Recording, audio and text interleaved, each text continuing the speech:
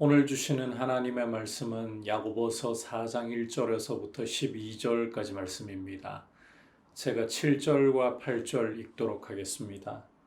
그런즉 너희는 하나님께 복종할지어다. 마귀를 대적하라. 그리하면 너희를 피하리라. 하나님을 가까이하라. 그리하면 너희를 가까이 하시리라.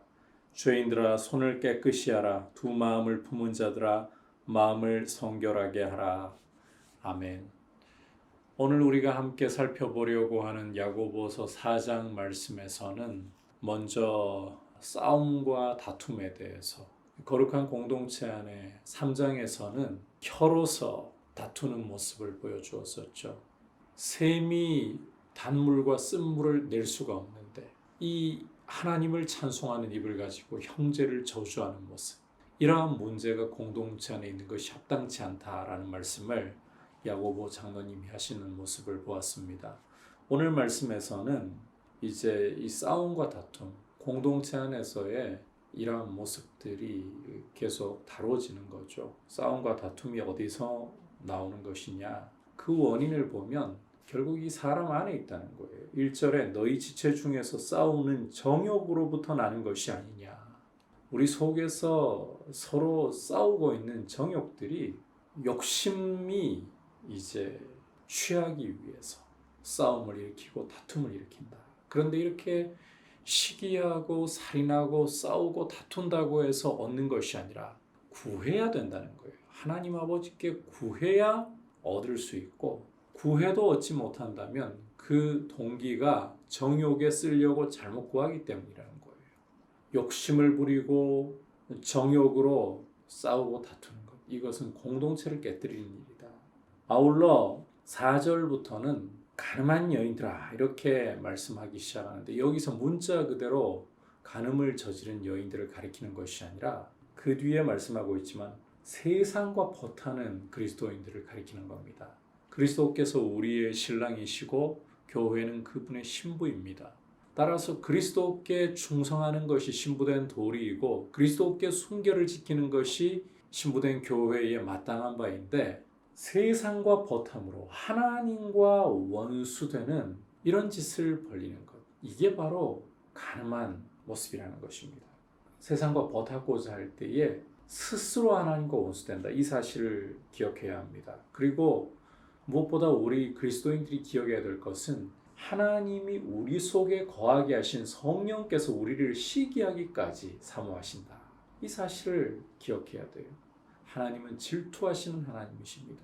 우리를 너무나도 사랑하시기 때문에 질투하십니다. 그리고 우리 속에 보내주신 성령께서도 우리를 시기하기까지 사모하신다.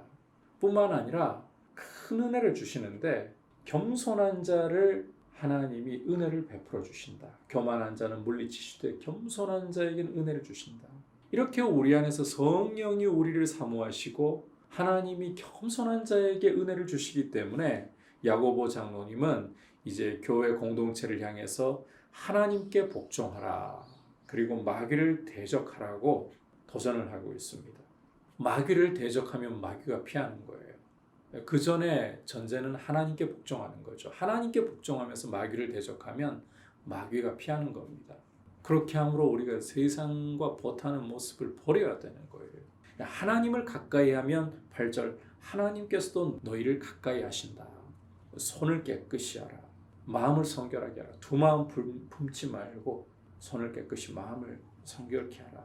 그리고 슬퍼하며 애통하며 울지어다. 웃음을 애통으로, 즐거움을 근심으로 바꿀지어다. 주님 앞에서 낮추라. 겸손한 자에게 은혜를 주신다고 했기 때문에 하나님께 복종하고 하나님을 가까이 하고 우리를 정결하게 하도록 손을 깨끗이 하고 애통하고, 그럴 때 하나님이 우리를 높여주신다. 세상과 버타지 말고 하나님을 가까이 하기를 축복합니다. 마지막으로 공동체에 대해서 다시 한번 야고보 장로님 이렇게 강조합니다. 서로 비방하지 말라. 서로 비방하지 말라. 혀로서 형제를 저주하는 모습, 그리고 서로 자기가 지혜가 있다, 총명하다 그러면서 시기하고 헛된 자랑을 하고 서로 싸우고 다투고, 이 공동체의 모습이어서는 안 된다고 했잖아요. 그래서 이제 야고보 장로님은 서로 비방하지 말라. 비방하거나 판단하는 것은 형제를 그렇게 비방하고 판단하는 것은 율법을 비방하고 율법을 판단하는 것이다.